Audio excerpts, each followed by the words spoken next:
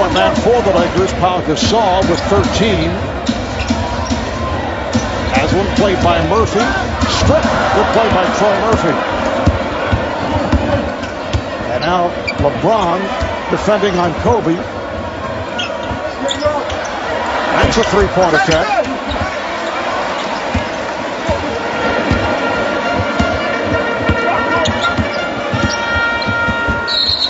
Kickball is called.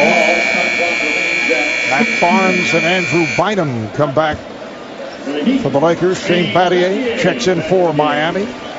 So the Lakers get back to their starting unit. And once again, that second unit ineffective for LA. They're last in the league in points per game. 20 points per game off that Laker bench. And you can see just that struggle that it's going to be. They're going to need Kobe to have big nights. And Bynum and Gasol are going to have to be very productive every night out. Here's Barnes off the turnover.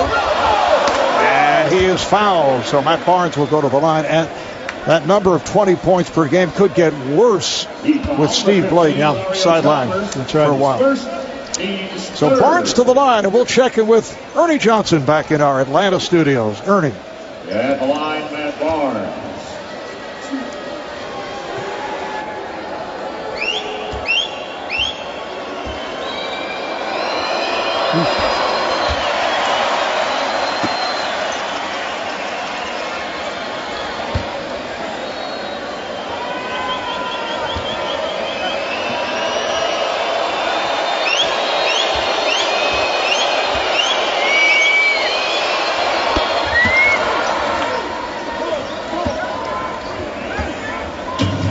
Well, we'll be checking it out.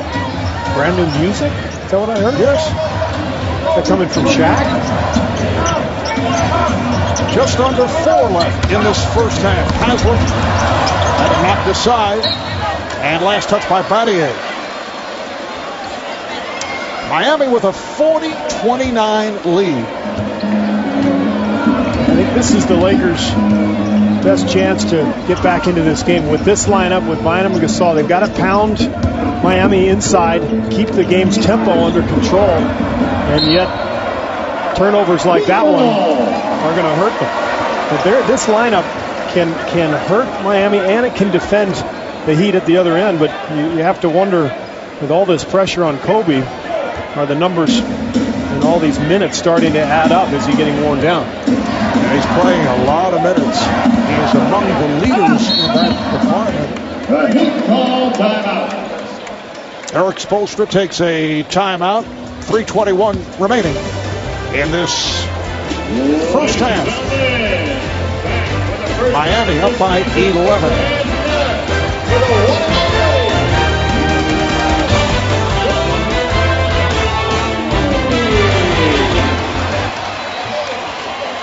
Yeah. Behind the scenes video on the making of the Back in Black player introduction video that's coming up at the half. Talking a moment ago about Kobe Bryant playing heavy minutes, averaging close to 38 minutes a game. In terms of his career, he's moving up on 50,000 minutes. It's incredible. And this year he's averaging about 38. That's about 4 more than he did a year ago. The problem for Mike Brown with this second unit struggling, he's having to keep Kobe out on the floor. I think he looks great here in the early going. His legs look fresher than they did a year ago. He had 7 months off with the lockout. No Team USA this summer. The question is, with this condensed schedule, can he keep it up, or are his legs going to hold up? Anthony not able to get the rim, but keeps it alive. Kevin Love leads the NBA with about 39 minutes a game. Offensive foul. Offensive foul on the Heat, number 50, Joel Anthony. Anthony. That's his second. With the illegal screen. Kobe is 7th in the league in minutes. Only one of the 6 players ahead of him is older than 27. Yeah. And it's not just the minutes, it's how hard he has to play and how much he has to do for this team. And it's got to wear on him. Just under 3 minutes remaining in this first half. Bynum is hit from behind. They try to double up on him. but Bosch picks up the foul. Team foul number 1, Chris Bosh. Miami has won the last 3 games against the Lakers, 4 of the last 6, and they've won the last 3 here in Miami. Lakers last won here in Miami back in February of 2008. They only meet twice a year, but it's a pretty long stretch for a quality team. Bynum out 6 points.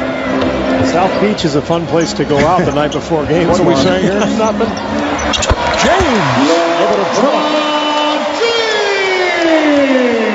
8 points for LeBron. Well, Miami has looked sharp here, especially defensively. I mean, they're really locking the Lakers up.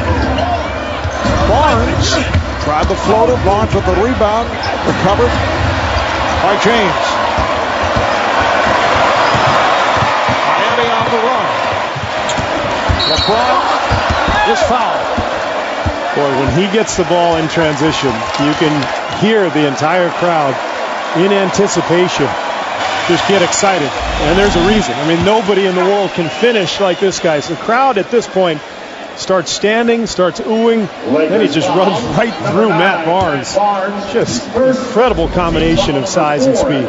Foul committed by Barnes, his first.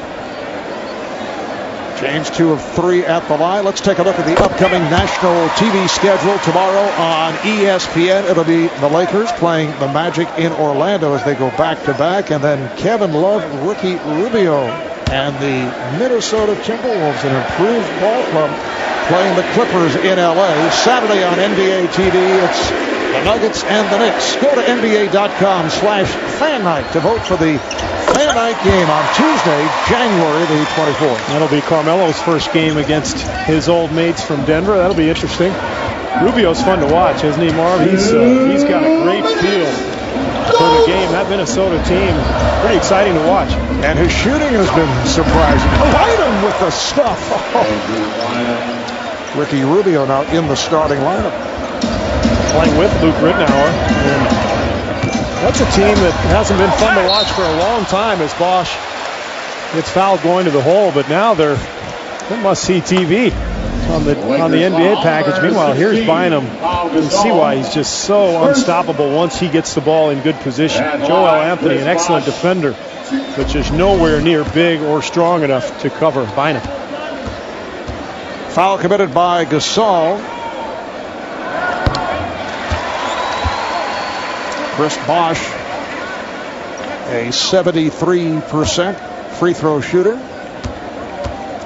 averaging 20 points, 8 rebounds.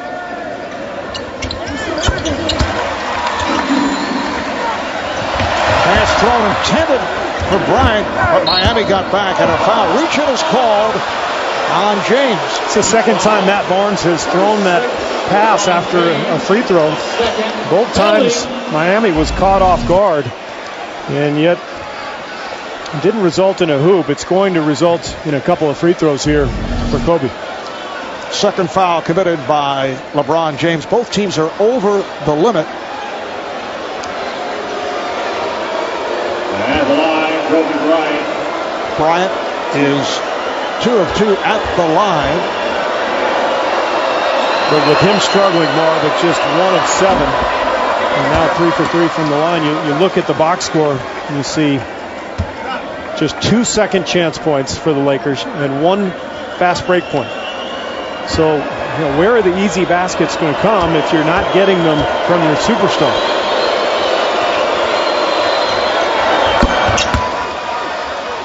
I think that's the big issue for Mike Brown as he goes forward, and he knows it. There's a lack of speed and quickness on the perimeter. But now without Lamar Odom, there's also a major weapon that's gone from last year. And this Laker team will struggle to score. James for 3. Once again, Miami on fire from beyond that three-point line. They're 7 of 10 from three-point territory. And LeBron is being very selective with his three-point shooting this year, Marv. In fact, he's made 8 of them all season, all 8 in the last 3 games. Chalmers with the steal. I feel a heat check coming, Marv. Played by Bryant. Good recovery by Kobe. Sets it up for Gaudier for 3. a wide open Shane Battier hits his third three-pointer. 6th assist for LeBron James.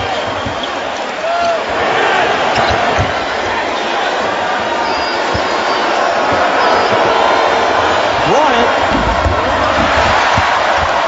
Barnes with the putback. You get the sense that both LeBron and Kobe got a little wrapped up finally in the matchup in those last two possessions. LeBron was feeling it. He had made the three, went right at Kobe, and ultimately found Battier for that three. And at the other end, you could see Kobe wanted to get a shot off on his own. 20-second timeout is taken by Eric Spoelstra. About a 3-second differential between the game clock and the shot clock. And here's what happened on that last possession. LeBron was feeling it. He really wanted to get a shot off. Look at LeBron holding the three up, finding Battier. He didn't even look, didn't even turn to look. He said, that's a three-pointer. At the last second he looks, he goes, yep, that's right. And I think that's the best facet of LeBron's game, his ability to find people in the half court. He's so big and strong, and he can get anywhere he wants with the ball. When you look at the numbers, 7.6 assists, which is remarkable. How about 58% shooting? That's a dramatic improvement over last year. It's a direct result of him going away from that three-point line and focusing more on posting up, getting to the rim, and finding other people for threes instead. And Steve, Miami, a team with a number of very good shooters from beyond that three-point line, so his role has changed. He's looking for the other guys who can shoot the three. It makes a lot of sense. I mean, and I think both he and Wade really, frankly, bailed defenses out quite a bit last year by launching a lot of ill-advised threes. Final seconds of the half. Kings fired up at three. Last touch by the Lakers, so Miami in possession with 3 8/10 seconds to go in the half.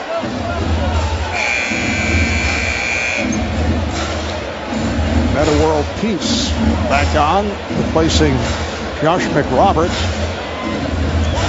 Mike Miller is in. He will inbound. Catch and shoot by Battier was blocked. And that is the end of the first half. A superb half for Miami. In contrast to what took place against San Antonio on Tuesday in the first half, and then the Heat turning things in the third quarter. You see the scoring rundown. Pau Gasol, the high man for Miami. And LeBron James with a sensational first half, 13 points, along with 6 assists, 4 rebounds, and he is with Craig. Well, LeBron, I know you've been bothered by the flu the last couple of days. You even got sent home from today's shoot-around. How are you feeling, and will you hold up? Oh, yeah, I'm going to hold up for sure. My teammates need me. Let's just say I felt better in my day, but, just got to keep pushing through it.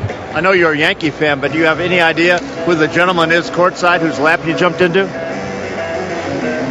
No, who is that? That's Jeffrey Lurie, the owner of the Miami Marlins. Yeah, the Miami Marlins. I got to give me one of those new hats, too, they've been wearing. Oh, by the way, you got on the colors, too. We need to get you a hat, too. We'll take you after the game. All right, sounds good, Craig. All right, back to you, Var. All right, Craig, it's a 52-37 lead for Miami. Coming up, Ernie Johnson.